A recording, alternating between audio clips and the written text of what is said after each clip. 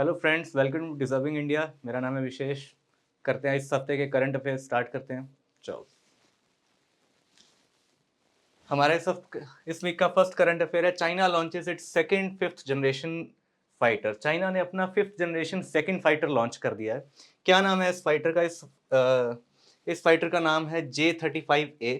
आपने शायद हो सकता है पहले भी इसका नाम सुना हो कि J-35 चाइना का एक फाइटर है। पाकिस्तान से भी हमने एक न्यूज़ सुनी थी कि पाकिस्तान शायद इनको प्रोक्योर कर सकता है। वो फाइटर J-35A नहीं था, वो फाइटर था J-35। तो अभी जो चाइना ने लॉन्च किया ये एयरफोर्स वर्जन है, air force version of fifth generation stealth fighter. इससे पहले जो उन्होंने लॉन्च किया था J-35, that was career based fighter, और ये इनका सेकंड फिफ्थ जनरेशन फाइटर है, सेकंड स्टेल्थ फाइटर है। जो पहले ये फाइटर लॉन्च कर चुके हैं वो है J-20, जिसको 2017 में लॉन्च कर चुके हैं। और इनकी जो कंपनी है जो फाइटर्स को प्रोड्यूस करती है वो है चेंगडू एयर स्पेस कॉरपोरेशन। और चाइना जो है दुनिया का इससे पहले, चाइना से पहले रशिया और अमेरिका भी फिफ्थ जनरेशन फाइटर्स जो हैं वो प्रोड्यूस कर चुके हैं, जिसमें कि F-35 का नाम सबसे पहले आता है, जिसको इजरायली एयरफोर्स ने भी रिसेंटली यूज़ किया है। उसके अलावा फिफ्थ जनरेशन फाइटर्स में एक और नाम सुनने को आता है Su-57, जो कि रशियन एयरक्राफ्ट है। तीसरा एयरक्राफ्ट अगर किसी कंट्री ने प्रोड्यूस किया है वो है चाइना, J-35। और उनका इससे पहले जो फाइटर रह चुका है J-20, जिसकी स्टेल्थ कैपेबिलिटीज़ के ऊपर कुछ वेस्टर्न कंट्रीज़ को लगता है कि वो कंप्लीटली स्टेल्थ फाइटर नहीं है, लेकिन ये इस बार अपना सेकंड स्टेल्थ फाइटर अनवील कर चुके हैं चाइना में। और ये उनके ये किस टाइम पे अनवील किया गया है? पीएलए एयरफोर्स की 75th एनिवर्सरी के टाइम पे। पीएलए एयरफोर्स जो है वो 1949 में बनाई गई थी, जब आफ्टर चाइनीज सिविल वॉर के बाद, जब पीपल डेमोक्रेटिक रिपब्लिक ने टेक ओवर कर लिया था रिपब्लिक ऑफ चाइना के ऊपर। तो सिविल वॉर के बाद 1949 के अंदर पीएलए का गठन किया गया था एयरफोर्स का। अभी अपने 75th एनिवर्सरी को कंप्लीट कर चुके हैं, और उसी एयर शो के दौरान इन्होंने J-35 के नए प्रोटोटाइप J-35 अल्फा को लॉन्च किया है। और ये जो इन्होंने बनाया है J-35, ये किस चीज़ से बनाया गया?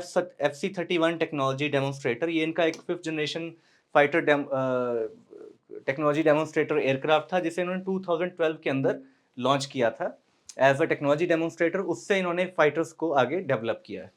भारत भी अपना एक fifth generation fighter aircraft develop कर रहा है, जिसका नाम है AMCA, advance medium air combat aircraft. और ये एक फिफ्थ जनरेशन एयरक्राफ्ट होने वाला है। 2026 में हो सकता है हम इसका फर्स्ट प्रोटोटाइप देखें।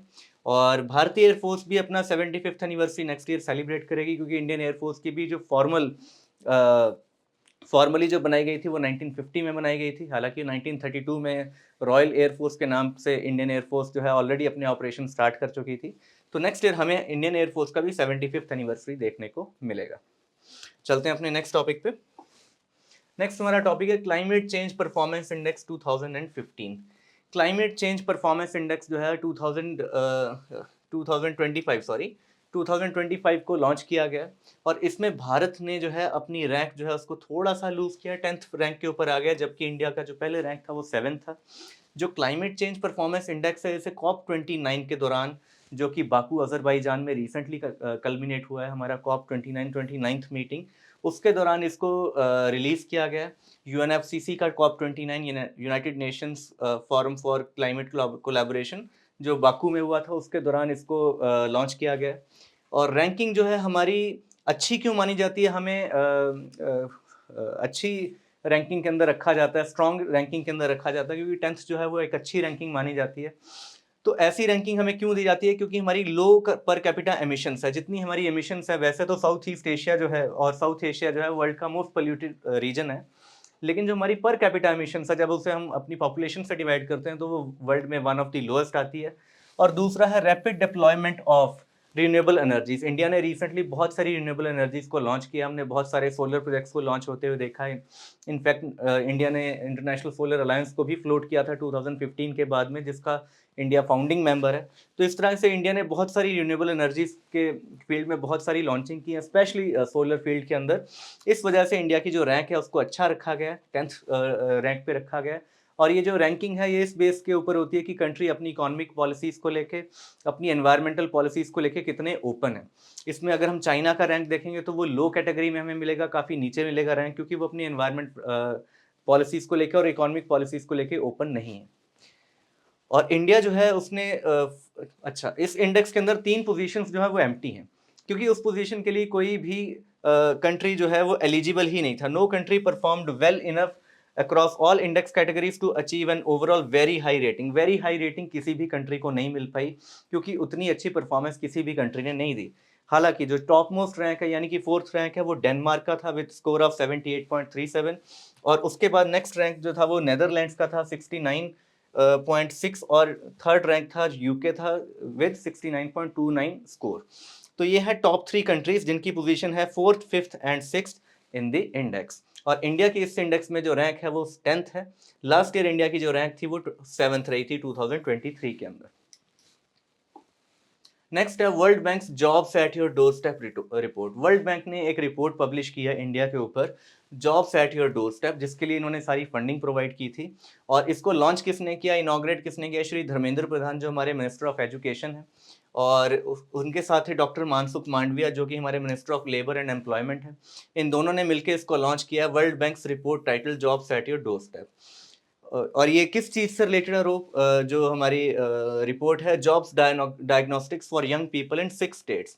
तो इसने एक डायग्नोस्टिक्स किया है, एक डायग्नोसिस किया है यंग लोगों के लिए जॉब्स का क्या हाल है, यंग लोगों को जॉब्स के लिए क्या करना पड़ रहा है। लेकिन इसने जो अपनी स्टडी है 6 स्टेट्स में कंडक्ट की है। इन 6 स्टेट्स को स्टार स्टेट्स भी कहते हैं। ये 6 स्टेट्स हैं हमारी हिमाचल प्रदेश, केरला, एमपी, महाराष्ट्र, उड़ीसा एंड राजस्थान, जिनको इस रिपोर्ट में कवर किया गया, जो कि स्टार प्रोग्राम का एक पार्ट है। Report highlights benefits of embedding skill-based education from grades 9 to 12 to prepare students for diverse career path. Basically ये जो रिपोर्ट है ये हाईलाइट करती है कि हमारे यहाँ स्किल बेस्ड एजुकेशन कितनी हो रही है। स्किल बेस्ड एजुकेशन एक भारत की बहुत बड़ी नीड है। ये एसडीजी का भी एक पार्ट है, embedding of skills in youth for better employability. और भारत की जो न्यू एजुकेशन पॉलिसी NEP 2020, उसका ये स्पेशल पार्ट है कि हमें स्किल बेस्ड एजुकेशन को डिप्लॉय करना है, को यूज़ करना है फॉर द ग्रेड्स 9 to 12 के स्टूडेंट्स के लिए, सो दैट वो 12th कंप्लीट करने पर बिल्कुल रेडी रहें इंडस्ट्री के लिए, अपने करियर के लिए, अपने प्रोफेशन के लिए। तो उसी चीज़ को स्टडी करने के लिए उसकी हमें कितना बेनिफिट हो रहा है NEP लॉन्च होने के बाद, क्या इंडिया ने या इन स्टेट्स के अंदर क्या हमें ग्रोथ देखने को मिला है आफ्टर लॉन्च ऑफ NEP, और स्किल्स के अंदर स्किल एम्बेडिंग में हमें क्या ग्रोथ देखने को मिला है, उसी चीज़ के ऊपर ये रिपोर्ट हमारी पब्लिश हुई है।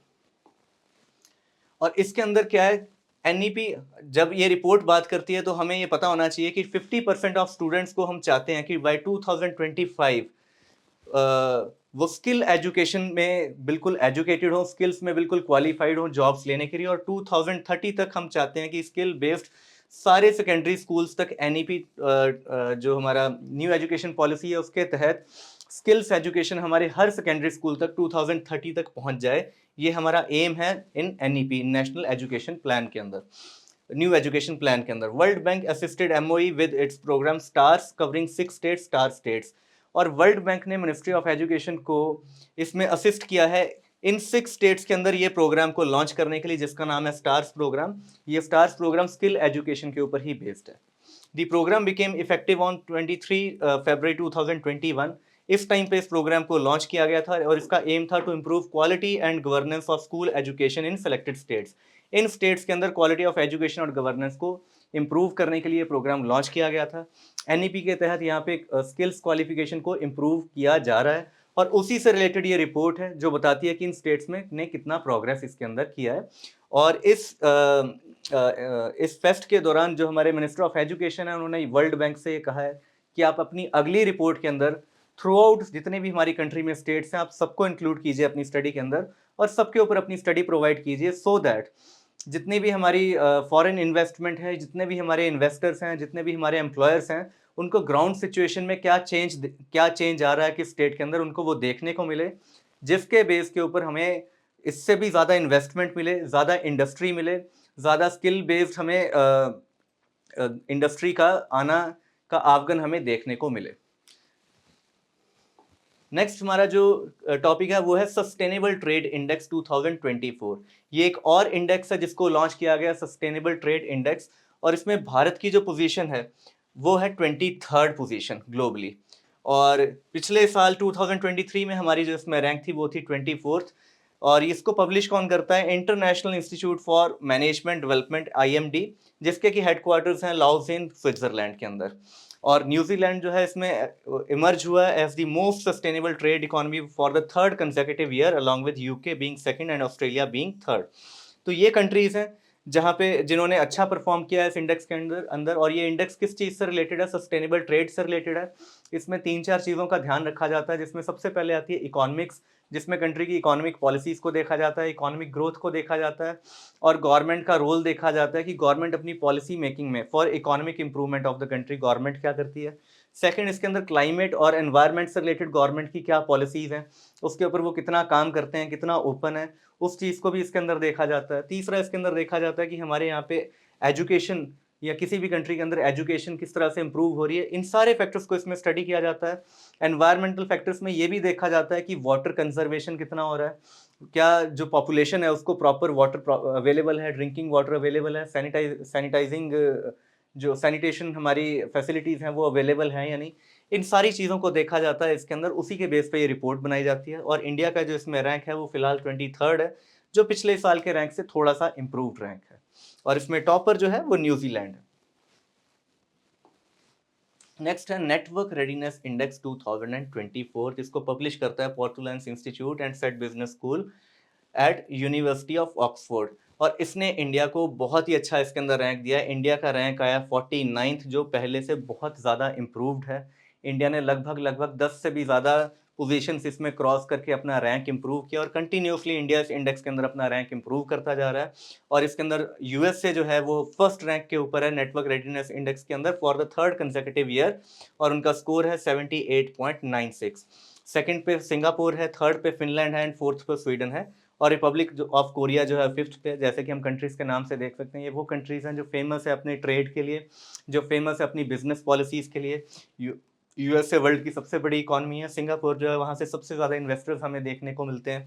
फिनलैंड अगेन जो है हमारा one of the developed countries है, बॉर्डरिंग रशिया, और इनके यहाँ से हमें इंडिया में बहुत सारी इन्वेस्टमेंट देखने को मिलती है। नॉट ओनली इंडिया, ये बहुत सारी जगह पे यहाँ के इन्वेस्टर्स इन्वेस्ट करते हैं। और इंडिया की इसमें रैंक जो है वो काफ़ी इंप्रूव हुई है, 49th रैंक पे इंडिया है। और इसके अंदर देखा गया कि इंडिया ने इंफ्रास्ट्रक्चर के अंदर पर्टिकुलरली कितना इम्प्रूवमेंट किया है। इसमें प्राइम मिनिस्टर मोदी का गति शक्ति प्लान जो है इसका बहुत बड़ा कंट्रीब्यूशन है, जो 2021 में लॉन्च हुआ था, जिसके तहत सारे इंफ्रास्ट्रक्चर का को आपस में लिंक किया जा रहा है। इंफ्रास्ट्रक्चर मेजर प्रोजेक्ट्स बनाए जा रहे हैं, जिसमें पोर्ट्स भी हैं, रोड्स भी हैं, हाईवेज भी हैं, सी पोर्ट्स भी हैं, एयरपोर्ट्स भी हैं, और रेलवेज का ओवरऑल चल रहा है। उसके अलावा इंडिया का डिजिटल इंडिया मिशन, जिसके अंदर हम पूरी डिजिटलाइजेशन कर रहे हैं, पूरी अपने गवर्नमेंट ऑफिसेज की, अपने डिपार्टमेंट्स की, और सारे जितने हमारे रिकॉर्ड्स हैं उनका डिजिटलाइज किया जा रहा है। और डिजिटल इकोनॉमी का हम यूज़ कर रहे हैं हर जगह पे के ऊपर।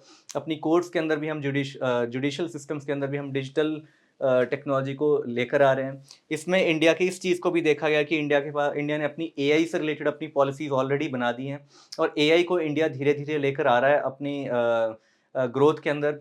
इंडिया ने इसी के अंदर बहुत सारे छोटे छोटे रैंक्स होते हैं, जिसमें साइंटिफिक जो हमारे अवार्ड्स हैं वो हमें मिले हैं। फर्स्ट रैंक हमें मिली है साइंटिफिक एआई रिसर्च के ऊपर, यानी कि हम एआई रिसर्च में, साइंटिफिक एआई रिसर्च के ऊपर हम बेस्ट परफॉर्म कर रहे हैं थ्रू आउट दी वर्ल्ड। इसलिए इंडिया की इसमें रैंक बहुत इंप्रूव हुई है। लगभग 10 से भी ज़्यादा पोजीशंस इंडिया ने इसमें इंप्रूव की हैं अपनी। Among the lower rank countries, India is rank second to only Vietnam. जो अगर हम सिर्फ लोअर रैंक कंट्रीज का मतलब है लोअर इनकम ग्रुप कंट्रीज, जो लो इनकम ग्रुप कंट्रीज हैं, उसमें भी इंडिया की सेकंड पोजीशन अब हो चुकी है, जो पहले नहीं थी। इंडिया इसमें पहले बहुत खराब परफॉर्म करता था, but with improvement in infrastructure, with improvement in digital infrastructure, with policies related to AI, India ने अपनी रैंक काफ़ी इसमें इम्प्रूव की है। नेक्स्ट है UNICEF SOCW report 2024, State of the World's Children report, which is a global flagship report of United Nations Children's Emergency Fund यानी कि UNICEF, titled future of childhood in a changing world. ये जो report है 1987 से continuously publish की जा रही है, जो कि स्टेट बताती है चिल्ड्रन के ऊपर खास फोकस करती है कि हमारे कितने चिल्ड्रन जो हैं वो एज 1 को क्रॉस करते हैं वर्ल्ड वाइड, उसकी परसेंटेज क्या है, कितने चिल्ड्रन जो है वो एज 5 को क्रॉस करते हैं वर्ल्ड वाइड और उनकी क्या कंडीशन है, कैसी कंडीशंस में वो रहते हैं, कैसी कंडीशंस उनके लिए, कैसी एजुकेशन पॉलिसी, कैसी एजुकेशन उनके लिए अवेलेबल है, फैसिलिटीज़ अवेलेबल हैं, बेसिक कम्युनिटीज़ उनके लिए कितनी अच्छी अवेलेबल है, हंगर उनके अंदर कितनी है, क्या क्या क्या बीमारियां हैं जिनकी वजह से वो जिनसे वो ग्रसित हैं पूरे वर्ल्ड वाइड। इन सारी चीज़ों को स्टडी किया जाता है इस रिपोर्ट को प्रिपेयर करने के लिए। 1987 से लगातार ये रिपोर्ट हर साल पब्लिश की जाती है और कंटिन्यूसली हमें वर्ल्ड में चिल्ड्रन की जो कंडीशन है उसमें इंप्रूवमेंट देखने को मिली है। साउथ एशिया विल रिमेन, इस रिपोर्ट में क्या दिया गया है, south Asia will remain the largest child population along with Africa. Africa के अलग अलग रीजन्स को इसमें सेग्रीगेट किया गया है, जिसमें कि ईस्ट अफ्रीका जो है वो हाईएस्ट पॉपुलेशन वाला रीजन रहने वाला है और साउथ एशिया जो है वो वर्ल्ड का हाईएस्ट चाइल्ड पॉपुलेशन रीजन रहने वाला है टिल 2050 तक ये अपनी स्टडी में जो है इसमें पब्लिश कर रहे हैं। यूनिसेफ के जो एग्जीक्यूटिव डायरेक्टर हैं इस टाइम पे वो कैथरीन मैरी हैं, जो और इसका जो हेडक्वार्टर है यूनिसेफ का वो न्यूयॉर्क में, ये हमें याद होना चाहिए फॉर द एग्जाम पर्सपेक्टिव। और इस रिपोर्ट के अंदर इन्होंने स्पेशली मेंशन किया है कि हमारी जो स्टंटिंग है उसका रेट कम हुआ है और जो हमारे अंडर वेट चिल्ड्रन है उनका भी धीरे धीरे पॉपुलेशन कम हो रही है। वैक्सीनेशंस का पेनिट्रेशन जो है वो इम्प्रूव हो रहा है थ्रू आउट दी वर्ल्ड और बाय 2050 तक हो सकता है कि हम वर्ल्ड में जो चिल्ड्रन है उनको उसमें 100% हम सक्सेस रेट पाएँ कि उनकी एज 1 या एज 5 से जो कम बच्चे हैं उनकी किसी भी ऐसी बीमारी से उनकी डेथ ना हो जो बीमारी जिसका इलाज किया जा सकता है। 2050 तक हमारा ये एम है कि हम इसको 100% इम्प्रूव इसमें सक्सेस रेट हम पा लें। नेक्स्ट है times interdisciplinary science ranking 2025। Interdisciplinary science ranking 2025 को टाइम्स हायर एजुकेशन ने लॉन्च किया है, इंटरडिसिप्लिनरी साइंस रैंकिंग, और ये हाईलाइट करती है यूनिवर्सिटीज को which are leading the way in research and collaboration across the different subjects to tackle global challenges like climate change, health issues and technology development. ये particularly ये जो ranking है ये सिर्फ इन 3 गोल्स के ऊपर ही फोकस करती है कि कौन सी यूनिवर्सिटीज जो हैं, कौन से कॉलेजेस जो हैं वर्ल्ड वाइड वो इन तीन टॉपिक्स पे काम करते हैं, जिसमें पहला है क्लाइमेट चेंज, दूसरा है हेल्थ इश्यूज और तीसरा है टेक्नोलॉजी डेवलपमेंट। इस चीज़ में किन यूनिवर्सिटीज़ का कंट्रीब्यूशन हो रहा है और वो इस चीज़ में इन 3 चीज़ों में कंट्रीब्यूट कर रही हैं अपने स्टूडेंट्स को साथ में लेके, इनके ऊपर रिसर्च कर रही हैं या कुछ ऐसे प्रोग्राम्स चला रही हैं जो क्लाइमेट के ऊपर, हेल्थ इश्यूज़ के ऊपर और टेक्नोलॉजी के ऊपर फोकस करते हैं। तो इसमें जो टॉप इंडियन यूनिवर्सिटीज़ है जिनका रैंक है उसमें सबसे नंबर 1 पे है अन्ना यूनिवर्सिटी जिसका रैंक है 42, सेकंड है वीआईटी यूनिवर्सिटी जिसका रैंक है 65 एंड लास्ट है जवाहरलाल नेहरू जेएनयू 105 रैंक। ये 3 यूनिवर्सिटीज़ हैं जिसके अंदर फीचर हुई हैं। ग्लोबल टॉपर्स जो हैं उसमें नंबर 1 पे है एमआईटी यूएसए, सेकंड है स्टैनफोर्ड यूनिवर्सिटी यूएसए अगेन, उसका रैंक 2 है, and third is university of Singapore with rank number 3। तो ये हैं 3 यूनिवर्सिटीज़ जिन्होंने ग्लोबली इस चार्ट को टॉप किया, जिन्होंने सबसे ज़्यादा कंट्रीब्यूशन क्लाइमेट चेंज और हेल्थ इश्यूज और टेक्नोलॉजी डेवलपमेंट के अंदर दिया है।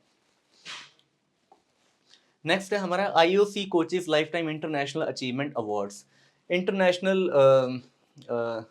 ओलंपिक्स कमेटी ये हर साल एक अवार्ड देते हैं कोचेस को, बेस्ट कोचेस को जिन्होंने सबसे अच्छा काम किया या सबसे अच्छा उन्होंने कंट्रीब्यूट किया है। उन्होंने 2 कोचेस को इस बार चूज़ किया है, जेन फेगार्डो एंड पोल वोल्ट के जो कोच हैं विताली पेट्रोव, इन 2 लोगों को इन्होंने चूज़ किया है। जेन जो हैं ये डाइविंग कोच हैं और ये बहुत ही फेमस एक अमेरिकन डाइवर हैं जिनका नाम है टॉम डेली, ये उनकी कोच रह चुकी हैं। और इनको इनको एक तो चूज़ किया गया है और ये जिम्बाब्वे की रहने वाली हैं वैसे, और यूएस डाइविंग टीम की ये कोच रह चुकी हैं। और दूसरे जो कोच हैं इसके अंदर वो हैं विताली पेट्रोव जो कि फार्मूला 1 ड्राइवर रह चुके हैं बहुत पहले, और ग्रैंड प्रिक्स भी I think Bahrain grand prix ये जीत भी चुके हैं एक बार। तो दूसरे ये हैं जिनको ऑनर किया गया इस बार। और वैसे हमें from general point of view हमें याद होना चाहिए कि आईओसी के जो प्रेसिडेंट हैं थॉमस बाच हैं और इंटरनेशनल ओलंपिक कमेटी के जो हेडक्वार्टर्स हैं ये भी लाउजेन में है जो कि स्विट्जरलैंड में है, और इसको एस्टेब्लिश किया गया था 1894 के अंदर। नेक्स्ट हमारा टॉपिक है 67th Grammy award. 67th Grammy awards हमारे बहुत जल्द होने वाले हैं, मार्च में हमें देखने को मिलेंगे। कौन कौन है जो इसके अंदर नॉमिनेट हुए हैं? Indian musician, composer and environmentalist Ricky Kej, जिनको कि ऑलरेडी 3 बार ग्रैमी अवार्ड मिल चुका है, ये 4th टाइम फिर से नॉमिनेट हो चुके हैं ग्रैमी अवार्ड के लिए। एंड दूसरा इनके अलावा जो नॉमिनेशन है वो है अनुष्का शंकर का, जिनकी ऑलमोस्ट ये 11th नॉमिनेशन है फॉर ग्रैमी अवार्ड्स। तो दो इंडियन ओरिजिन के म्यूजिशियंस का इसके अंदर नाम है जिनको नॉमिनेट किया गया है for 67th Grammy awards. Ricky Kej earn his fourth nomination, ये उनकी फोर्थ नॉमिनेशन भी है। और इससे पहले ये 3 ग्रैमी अवार्ड्स को जीत भी चुके हैं, जिसमें एक ग्रैमी अवार्ड इन्होंने लास्ट ईयर ही जीता है। इनकी किस एल्बम के लिए नॉमिनेट हुए हैं? Break of dawn in the new best age and ambient और चैंट एल्बम कैटेगरी, इस कैटेगरी के अंदर इनको नॉमिनेट किया गया है। अनुष्का शंकर जो है उनको भी सेम कैटेगरी में नॉमिनेट किया गया है for her album chapter 2 how dark it is before don. तो ये इनकी एल्बम है जिसके लिए ये नॉमिनेट हुई हैं, और ये फॉर द 11th टाइम इनको नॉमिनेट किया गया है for Grammy awards. Anushka Shankar ji के बारे में हमें पता होना चाहिए, she is the daughter of Ravi Shankar, जो बहुत ही फेमस इंडियन सितारिस्ट थे। और रिकी केज जो है ये इंडियन ओरिजिन के म्यूजिशियन हैं। इन्होंने सारी पढ़ाई लिखाई अपनी बैंगलोर में की है, आज की डेट में ये अमेरिका में रहते हैं। तो ये दो म्यूजिशियंस हैं जिनका हमें नाम पता होना चाहिए। नेक्स्ट है न्यू गवर्नमेंट सॉन इन महाराष्ट्र। महाराष्ट्र में नई गवर्नमेंट आई है, हम सब ने इस इलेक्शन को जरूर फॉलो किया गया। नए जो चीफ मिनिस्टर हैं महाराष्ट्र के वो हैं देवेंद्र फडणवीस, और जो डिप्टी चीफ मिनिस्टर हैं दो हैं, एकनाथ शिंदे और अजीत पवार। इससे पहले एकनाथ शिंदे चीफ मिनिस्टर रह चुके हैं और देवेंद्र फडणवीस और अजीत पवार जो है वो डिप्टी सीएम थे इस इलेक्शन से पहले। वापस एनडीए ने ये इलेक्शन जीता है, नेशनल डेमोक्रेटिक अलायंस ने ये इलेक्शन को जीता, और 230 सीट्स जो हैं इन्होंने जीती हैं आउट ऑफ 288, जो कि काफ़ी इंप्रेसिव जीत कहलाएगी, क्योंकि इतनी मेजोरिटी पहले महाराष्ट्र में एनडीए की कभी नहीं रही। तो ये उनकी बेस्ट मेजोरिटी अब तक की, और ये नए चीफ मिनिस्टर हैं और ये नए 2 डिप्टी सीएम हैं महाराष्ट्र के। नेक्स्ट है 26th governor of RBI. RBI के नए गवर्नर जो हैं उनको फॉर्न इन कर लिया गया है, जो है संजय मल्होत्रा। इनको अपॉइंट किया गया है as new governor of RBI. और ये कौन से गवर्नर रहने वाले हैं? 26th गवर्नर रहने वाले हैं आरबीआई के। इनसे पहले थे शक्तिकांता दास जो 25th गवर्नर थे आरबीआई के। एंड इससे पहले ये क्या थे? He was serving secretary revenue in the ministry of finance. Ministry of finance में ये सेक्रेटरी थे रेवेन्यू के। एंड 1990 बैच के आईएएस ऑफिसर हैं, ये राजस्थान कैडर से बिलोंग करते हैं। और ये चेयरमैन रह चुके हैं, मैनेजिंग डायरेक्टर रह चुके हैं रूरल इलेक्ट्रिफिकेशन कॉरपोरेशन के इससे पहले। और ये एलुमनाई हैं आईआईटी कानपुर के, और प्रिंसटन यूनिवर्सिटी से इन्होंने अपनी मास्टर्स इन पब्लिक पॉलिसी की हुई है। तो ये इनकी डिटेल्स हैं। नेक्स्ट है हमारे new director of FBI. FBI के भी एक नए डायरेक्टर चूज किए गए हैं। कौन है एफबीआई के नए डायरेक्टर? इनका नाम है काश पटेल। इनका एक्चुअल जो पूरा नाम है वो है कश्यप प्रमोद विनोद पटेल। और ये इंडियन ओरिजिन पेरेंट्स बॉर्न है, अमेरिकन बॉर्न है, एक अमेरिकन है बाई बर्थ, लेकिन इनके पेरेंट्स जो है वो गुजराती बैकग्राउंड से रहे हैं। और इनको नॉमिनेट किया डोनाल्ड ट्रंप ने to lead FBI for his tenure. FBI जैसे कि हम जानते हैं federal bureau of investigation, America की इंडिजिनस जो है इन्वेस्टिगेशन एजेंसी है फॉर इंटेलिजेंस गैदरिंग, जैसे इंडिया में इंटेलिजेंस ब्यूरो है। और काश पटेल जो है ये अमेरिकन लॉयर हैं, एक लॉयर हैं by profession and formal federal prosecutor at US department of justice में ये प्रोसिक्यूटर भी रह चुके हैं। और इनको कई बार प्रमोट किया गया है अंडर डोनाल्ड ट्रंप। ये उनकी फर्स्ट प्रेसिडेंसी में भी इन्होंने अच्छे पोर्टफोलियो हैं जो है रह चुके हैं इनके पास। ये सेक्रेटरी ऑफ डिफेंस के चीफ ऑफ स्टाफ भी रह चुके हैं in first presidency of Donald Trump. और ये काफ़ी फेमस है। रिसेंटली इन्होंने काफ़ी सारी थ्योरीज जो हैं अपने पिछले 2-3 साल में फ्लोट की हैं सोशल मीडिया पे और बाकी फोरम्स पे, जिसमें इंक्लूडेड है डीप स्टेट कॉन्स्पिरेसी, कि अमेरिका को डीप स्टेट का क्या इम्पैक्ट आ रहा है। दूसरा इनके क्लेम्स हैं अबाउट 2020 के इलेक्शन में कुछ फ्रॉड किया गया था। तीसरा ये कोविड-19 के वैक्सीन को लेके भी कुछ अपनी स्टेटमेंट्स दे चुके हैं। और ये क्लेम करते हैं कि FBI instigated the January 6 United states capital attack, जो कि डोनाल्ड ट्रंप जब प्रेसिडेंट नहीं बने थे उस टाइम पे जो कैपिटल पे अटैक हुआ था, सिविल अटैक जो था, तो इनका ये कहना है ये एफबीआई द्वारा इंस्टिगेट किया गया था। Patel would be FBI 9th director. ये 9th डायरेक्टर रहने वाले हैं एफबीआई के बनने के बाद, और फर्स्ट इंडियन अमेरिकन लीडर। और पहली बार है कि कोई इंडियन अमेरिकन लीडर को जो है वो लीड करने को मिला एफबीआई। और ये यंगेस्ट डायरेक्टर जो है वो रहेंगे एफबीआई के वंस ही takes over. Jay Shah takes over ICC chairman. Jay Shah जो है वो आईसीसी के नए चेयरमैन बन गए। जे अमित भाई शाह, जैसे कि हम जानते हैं हमारे union minister of home affairs Amit Shah, उनके जो हैं ये सन है, उनके बेटे हैं। और ये एक इंडियन बिजनेसमैन है एंड फॉर्मर सेक्रेटरी हैं। ये अभी अभी बीसीसीआई के चेयरमैन थे इंडिया में, और इन्होंने अब आईसीसी को टेक ओवर कर लिया है एज प्रेसिडेंट। और ये 4th चेयरमैन रहेंगे आईसीसी के। इनसे पहले सिर्फ 3 ही चेयरमैन रह चुके हैं, और उसमें से भी 2 चेयरमैन जो वो इंडियन ओरिजिन के रह चुके हैं, जिसमें से पहले चेयरमैन जो थे वो थे एन श्रीनिवासन, और सेकंड जो चेयरमैन थे वो थे शशांक मनोहर। ये आईसीसी के फर्स्ट चेयरमैन थे, ये आईसीसी के सेकंड चेयरमैन थे। और आईसीसी के 4th चेयरमैन बन गए हैं जे शाह। और ये इंडियन ओरिजिन के 3rd चेयरमैन रहने वाले हैं। चलते हैं नेक्स्ट स्लाइड पे।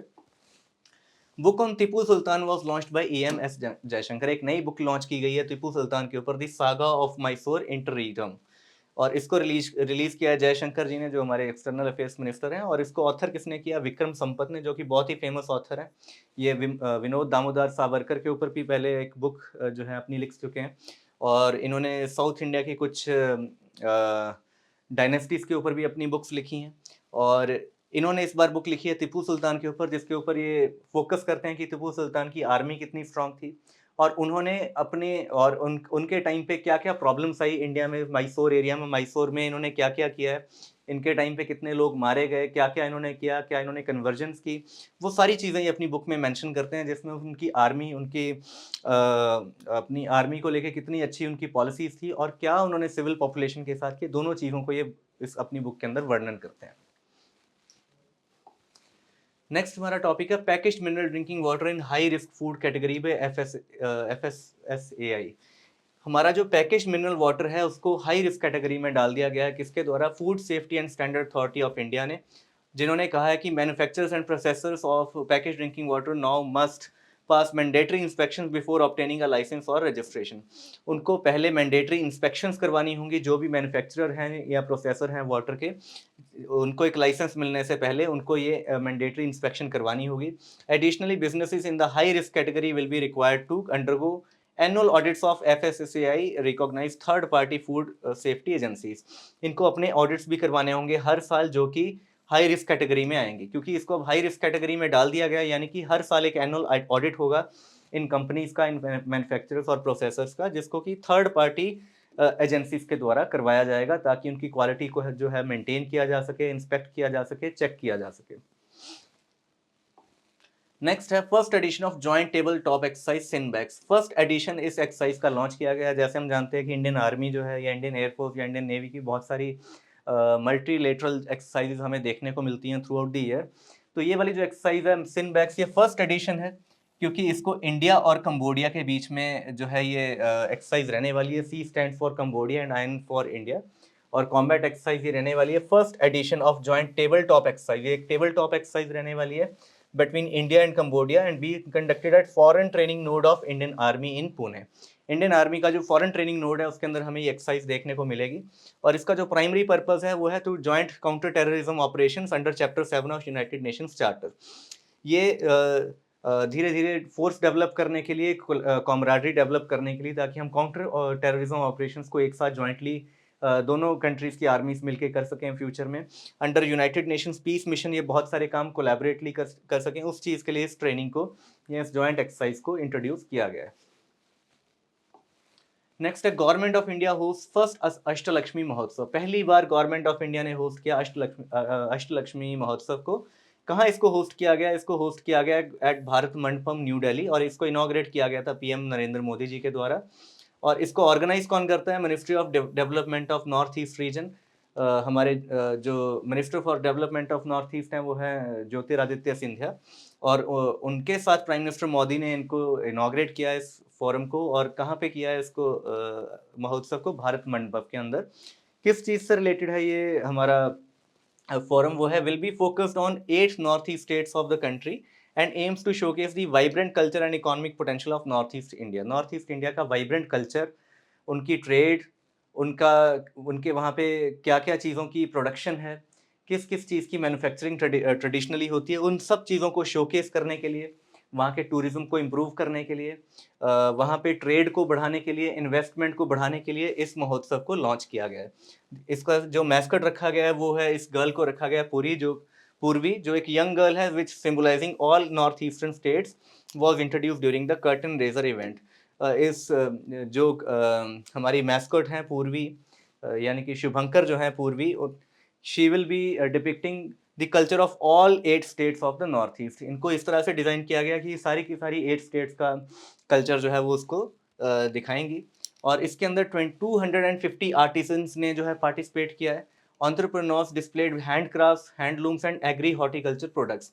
इन्होंने हर चीज़ वो डिस्प्ले की है वहाँ पे, जो वहाँ पे प्रोड्यूस होती है, चाहे वो हैंडीक्राफ्ट से रिलेटेड हो, चाहे वो कोई आर्टिस्टिक चीज़ हो, चाहे वो हैंडलूम्स हो, चाहे वो एग्रीकल्चर हो, चाहे वो हॉर्टिकल्चर हो, हर चीज़ को, हर प्रोडक्ट को वहाँ पे शोकेस किया गया है ताकि उनको ज़्यादा से ज़्यादा इन्वेस्टमेंट मिले, टूरिज्म मिले और ट्रेड वहाँ पे बढ़ाया जा सके, वहाँ की इकोनॉमी को इम्प्रूव किया जा सके। Special focus on 34 GI tag products. North east के जो 34 GI tag geographical indication tags हैं, उनको स्पेशली इनके ऊपर फोकस दिया गया है, including indigenous fruits and organic produce. हमारी नॉर्थ ईस्ट स्टेट्स जो हैं, पर्टिकुलरली सिक्किम के बारे में, जैसे कि हम जानते हैं कि इंडिया की फर्स्ट स्टेट है जिसने ऑर्गेनिक के ऊपर शिफ्ट कर लिया है, तो वहाँ पे पर्टिकुलरली ऑर्गेनिक प्रोड्यूस और इंडिजिनस फ्रूट्स के ऊपर खास ध्यान दिया गया है, खास फोकस दिया गया है, सो दैट उनको इंटरनेशनल मार्केट्स अवेलेबल हों, जहाँ पे वो एक्सपोर्ट कर सकें अपने प्रोडक्ट्स को और अपनी प्रोड्यूस को। Will include technical sessions like discussions on women's leadership, IT, energy, healthcare, sports, arts and culture। और इसके अंदर इन चीज़ों को भी इंक्लूड किया जाएगा। सिर्फ हम अपनी प्रोड्यूस के ऊपर ध्यान नहीं दे रहे, प्रोडक्शन के ऊपर ध्यान नहीं दे रहे, सिर्फ हम अपने जो हमारी इन्वेस्टमेंट है उसके ऊपर ध्यान नहीं दे रहे, उसके अलावा इसमें किन किन चीज़ों को फोकस किया गया, किन चीज़ों पे ध्यान दिया गया, उसमें है वुमेन की discussion on women's leadership. Women's की लीडरशिप को कैसे बढ़ाना है उस रीजन के अंदर, क्या हम कैसे हम वुमेन को इंक्लूड कर सकते हैं अपनी डेवलपमेंट में। आईटी में हम क्या कर सकते हैं, नॉर्थ ईस्ट इंडियन स्टेट्स का आईटी में कितना कंट्रीब्यूशन और क्या वो फ्यूचर में कर सकते हैं, इस चीज़ पे डिस्कशंस। एनर्जी एनर्जी फील्ड में जैसे कि हम जानते हैं कि अब हमारे नॉर्थ ईस्ट में धीरे धीरे हम पाइपलाइंस जाती हुई देखी हैं हमने रिसेंटली कि वहाँ पे डायरेक्टली हमारा ऑयल जो है, रिफाइंड ऑयल जो है वो डायरेक्टली पहुँच रहा है। तो वहाँ एनर्जी में उनका क्या कंट्रीब्यूशन हो सकता है, क्या इंप्रूवमेंट कर सकते हैं उस रीजन के अंदर। हेल्थ केयर में क्या इंप्रूवमेंट्स करने की ज़रूरत है या हो रही हैं। स्पोर्ट्स को लेके उनका कंट्रीब्यूशन, जैसे कि हम देखते हैं बहुत सारे स्पोर्ट्समैन अब हमारे नॉर्थ ईस्ट इंडिया से हमें देखने को मिलते हैं अलग अलग स्पोर्ट्स के अंदर। आर्ट्स एंड कल्चर, हर चीज़ में हम क्या कर सकते हैं फ्यूचर में ताकि हमारी नॉर्थ ईस्ट स्टेट्स के अंदर भी हमें बूम देखने को मिले, बेटर इंफ्रास्ट्रक्चर देखने को मिले, बेटर इन्वेस्टमेंट देखने को मिले, बेटर टूरिज्म देखने को मिले। उस चीज़ से रिलेटेड ये महोत्सव को गवर्नमेंट ऑफ इंडिया ने लॉन्च किया था। नेक्स्ट है blood bank Pioneer Kanta Kishan passes away. Blood bank की जो पायनियर रही हैं कांता किशन, इनका देहांत हो गया। ये पद्मश्री अवार्डी हैं 1972 की और इन्होंने काफ़ी काम किया था ब्लड डोनेशन से रिलेटेड, और ये प्रेसिडेंट रह चुकी हैं ब्लड बैंक सोसाइटी का, जिसको एस्टैब्लिश किया गया था 1964 के अंदर। ये ब्लड बैंक सोसाइटी एस्टैब्लिश की गई थी, उसकी ये प्रेसिडेंट रह चुकी हैं। Had been instrumental in a very famous case in filing of public interest litigation, जो इन्होंने फाइल की थी through organisation called common cause. इस ऑर्गेनाइजेशन के थ्रू पीएल फाइल की गई थी, जिसका, और इस केस का बड़ा फेमस केस है 1996 का, common cause versus union of government of India 1996, जिसमें कि लैंडमार्क जजमेंट हमें सुप्रीम कोर्ट की देखने को मिली थी, जिसकी वजह से buying and selling of blood in India was band completely. तो उसमें ये जो थी ये पायनियर थी उस चीज़ में, जिसकी जिसकी वजह से भारत में ब्लड को बेचना